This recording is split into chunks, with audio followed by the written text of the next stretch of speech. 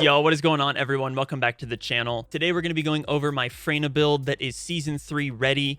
This build is more dedicated towards mobbing rather than actual boss damage, but this build is really strong. You can do so many things in the game. This is perfect for like 400s. You can also run through Sigma with this very easily.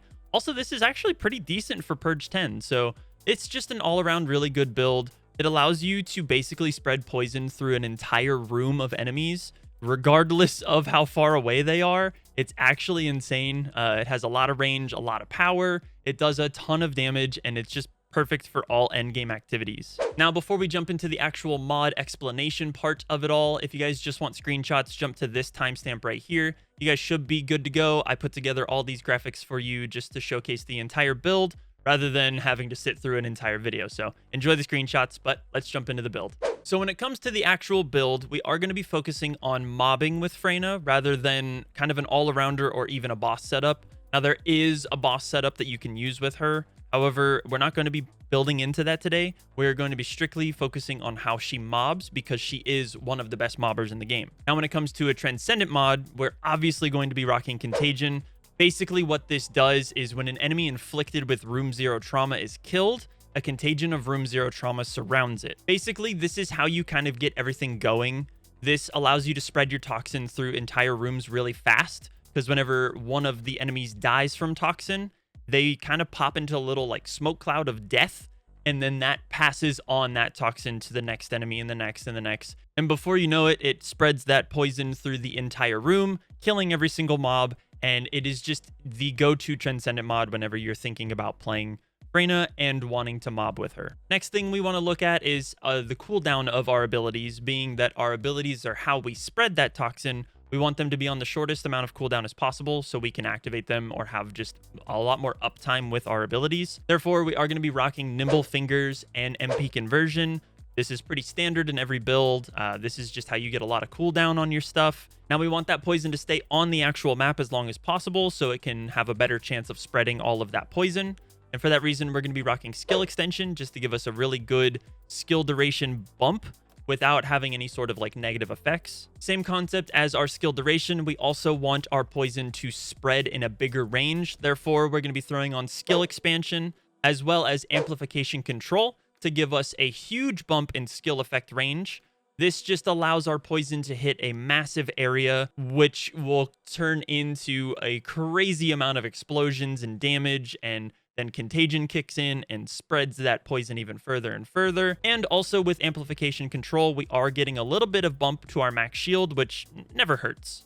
And now that all of the quality of life stuff is out of the way, such as, you know, duration, range, cooldown, and all that, we're going to look at how we can make those abilities hit a lot harder. And for that, we need to kind of talk about our damage buckets slightly, just because there is a couple of different ways you can put these mods on to give yourself more damage that you wouldn't normally think about. And there is a ton of guides out there that explain how damage buckets work. I highly would recommend going and checking out JudgeGray's video. That video is extremely helpful, and it helped me understand how that all works. So definitely check that out. But we want to be boosting up a couple of different things. That way the game can register the math correctly and actually pump out a ton of damage rather than just stacking into one of our boost ratios, thinking that that's going to give us a big number. This is actually the correct way that the buckets kind of work. Definitely check out JudgeGray's video. It helps explain it. It helped me kind of understand it. And once I took that knowledge from that video and applied it to this build, I actually like doubled my damage. So definitely go check out his video. It was really helpful. With all that out of the way, let's jump into how we're going to make our stuff hit for a lot harder. First things up, we're going to be rocking Power Increase. Now, I did have focus on Toxic here, and it actually was not helping me very much. I put too much modifier or too much boost ratio into Toxic, and it was just not the best damage. You would think, oh, if I make my toxic skills deal more toxic damage, then they will be harder hitting. That's not the case here. Just because of the way that the game calculates all the damage numbers in the math, this is actually going to be better to boost your base skill power, and then that will be modified by toxic, then modified by tech, then modified by anything else, such as your modifiers or whatever. So we're going to be rocking Power Increase for just a huge bump in our base skill power, And then from there, we're going to actually jump over into toxic amplification and tech amplification. Being that she is a toxic and tech character, you're going to be rocking these just to give yourself a ton of tech skill power modifier and toxic skill power modifier. And we're not building into crit with this, so the negatives outweigh the positives immensely because this is not a crit build. The final mod, as far as our skill power goes, is going to be skill simplification to give us a skill power modifier of plus 84.5%, which is absolutely massive, by the way. The minus 25% to our max MP does kind of hurt, but we can mitigate this later on with our Arche tuning, so it's not a super negative, and the outweighing positive is just immense. And then to round everything off and kind of like the cherry on top, we're going to be rocking Decimator. Basically, it reads, when defeating an enemy inflicted with a debuff, skill power modifier plus 5% per defeated enemy for 10 seconds up to 10 stacks.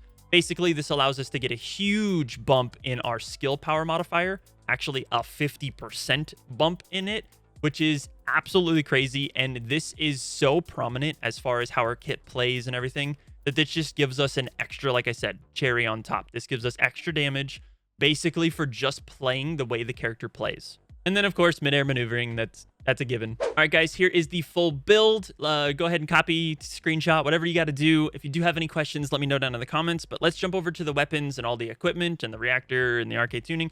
We still got a lot to go. Let's jump into it. Okay, so for the weapons, this is going to be very similar to my NS build. If you guys didn't check that out, definitely go check that out. I kind of explained this a little bit more. But basically, we are playing Freyna as a skill-based Descendant. You don't need guns for skill-based Descendants. That's how the game was sort of designed. So we are going to be rocking Secret Garden just for the stat stick. Secret Garden is probably one of the best guns in the game, strictly because of what it does for you. Not necessarily as far as damage or, dealing damage, but it is just the go-to weapon. I mean, you can put a grappling hook charge on this. You can put a couple of sprint speed cores on this, and you're good to go. You don't need to level this gun. I'll show you the build if you want to see it. This is the same build that I had in the previous video. However, I will mention that this right here is the only 5 mods you really need on this if you are going to want to be using her 4th ability, her big unique gun. If you want to use that, these are the only 5 mods that actually pull over and give her damage or whatever. And you can't even really consider Brisk Walk one of the mods that will work because we're not using it for that. Basically, Sharp Precision Shot will not work on a tactical rifle, but once you use your 4th ability and turn it into a unique gun, that gun will pull this mod and actually use its ability. Same with fire rate, same with expanded weapon charge, expanded weapon charge, and compulsive magazine. It will gain the magazine buffs, it will gain the fire rate, and it will gain this ability, minus fire rate, but when pulling the trigger, the fire rate is +4, and your recoil is -5, and your firearm attack is +6 every 0.5 seconds up to 10 stacks. So basically, this takes 5 seconds of holding the trigger down once you have her unique ability up, or her unique gun up, and then you just gain all these benefits as you're holding that trigger. So realistically, you only need these 5 or these 4. Brisk Walk is just there to give us a little bit of quality of life, movement speed when we do land shots. And then I kind of just throw some extra stuff in to give us, minus recoil, movement speed while aiming, recoil, all that stuff. So like I said, the gun doesn't matter as far as how you build the gun. You're not using it for damage. There is damage ways to play this gun, but it's not going to be in this video. And then the damage dealing weapon of choice is going to be Malevolent. This works really well with her because it intrinsically is toxic. So you kind of have a little bit more benefit with that because you can spread toxic with the gun. I'm building into chill. This is the same exact build as my previous video, so take it with a grain of salt, but this is what we're rocking. We're rocking the payout build to have that continuous not consuming ammo. And then this is pretty standard. I'm building it into chill, so we're going to be rocking the 3 chill mods. We have our expanded weapon magazines, our extra damage, our fire rates, our bigger magazine. All this stuff is pretty standard. And if you did want to change this to the toxic version of the build to kind of play more into Freyna, you can replace these 3 mods, the 3 chill mods, with the respective toxic mods. And then on the actual weapon core, weapon cores itself, instead of having chill, just change those to toxic. Boom. Now your gun is a toxic version of literally what I have. So this is just one of my go-to builds. I put this together. There's so many ways to play Malevolent, but when I put this together, I didn't need anything else. It's super strong, super powerful. Definitely recommend this build. And then, of course, dealer's choice on the third one. You guys can use whatever you want. The screenshots at the end of the video will explain, or not necessarily explain, but showcase some recommended weapons. You got the last dagger, you got anything, honestly anything. You're holding Secret Garden, and you're running and you're throwing your poison. That's how you play the build. Literally throw whatever you want on. I'm letting it up to you guys. The creativity part of this game is figuring out what you like. So throw on whatever you want. Last dagger is a good option. Honestly, just throw on last dagger. As for the reactor, I don't have a perfect god roll reactor. I like the one I have, but I've been trying to search for a different one to test damage numbers and whatnot. And this one works for me, but I feel like there is something better out there that I could get. So we have obviously match your mounting with the Secret Garden. Toxic Tech obviously is going to be the thing we're using since she is a toxic and tech descendant. And then for me personally, I really like having skill cooldown just on like every reactor that I have. I like spamming my abilities. I really like ability spam like ways, and then the characters that do like ability spams, which is why I like a nest so much. So I'd throw on I threw on skill cooldown. And then we also have toxic skill power boost ratio on there. I got this to roll a while ago, and I just kind of always stuck with it, leveled it up fully, obviously. And it works for me.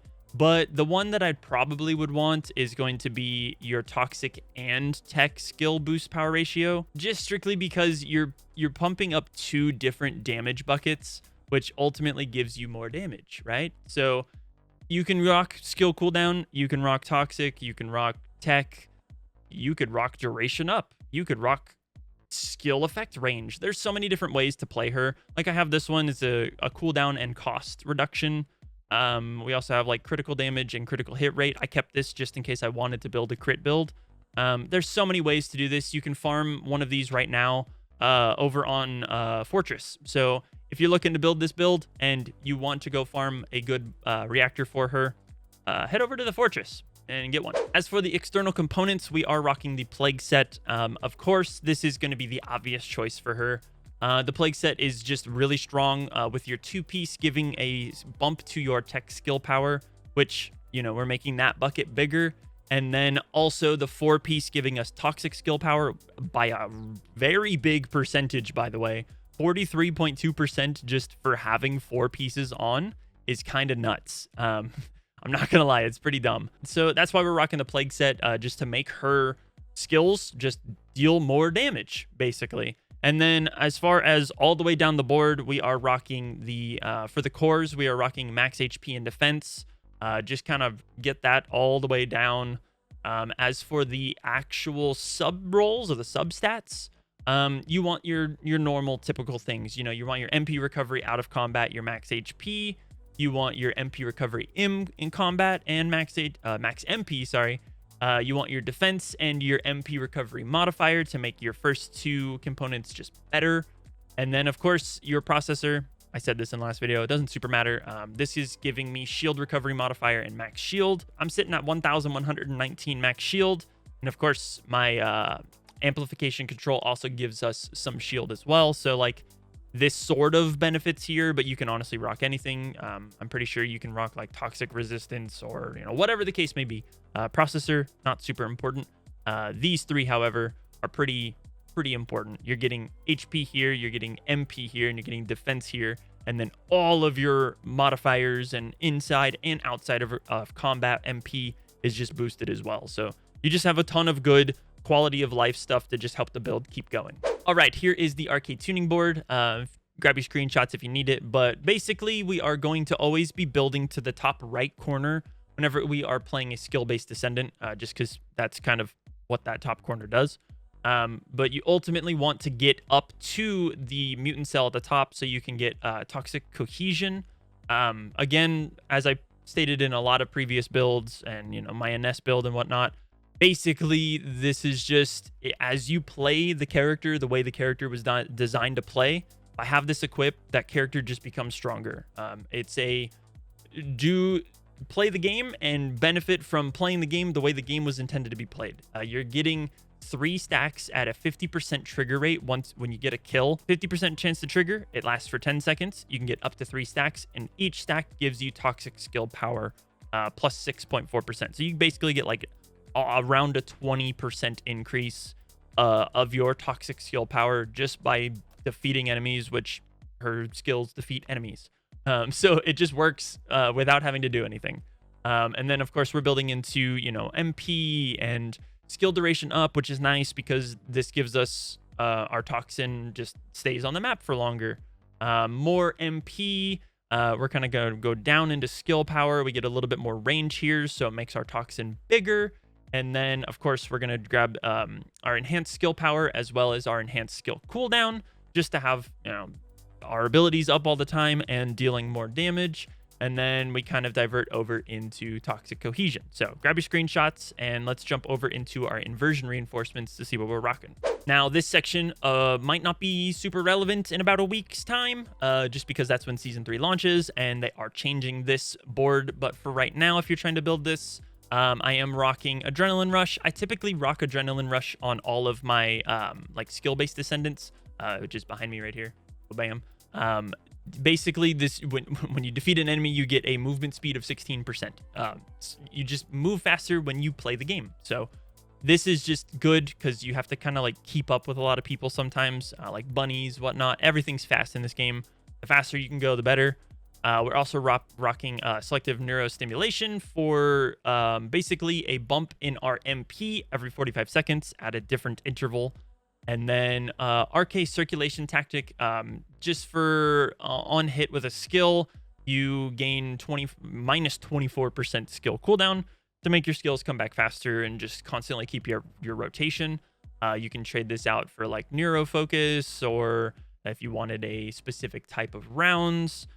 There's a lot of really good things on here that you can pick. You can't really go wrong with this section. I would recommend these 3. Honestly, for like every single character. Or you can rock, like I said, neuro focus is also really good. Or like if I'm playing Purge, I'll rock chill focus rounds just because I am going to be using my malevolent a little bit more. Or, you know, whatever the case may be. This kind of changes a little bit depending on the activity I'm going into, but this is what I'm rocking. Wow, you actually skipped to the screenshots.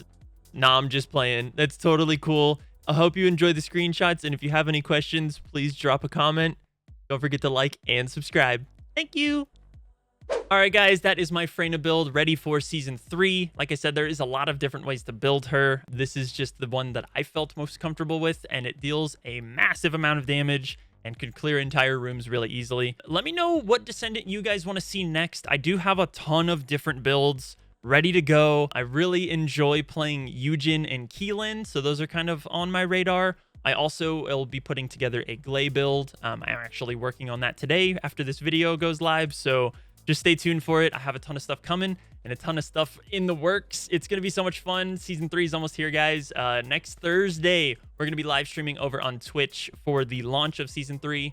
So if you guys want to come check it out, we're going to be working on building Nell, checking out all the new stuff, the new weapons. I'm kind of prepping for it right now and saving up my gold and all that stuff. So stay tuned for more stuff. I'm super excited, but I'll catch you guys next time. Thank you guys so much for watching. And as always, peace out, guys.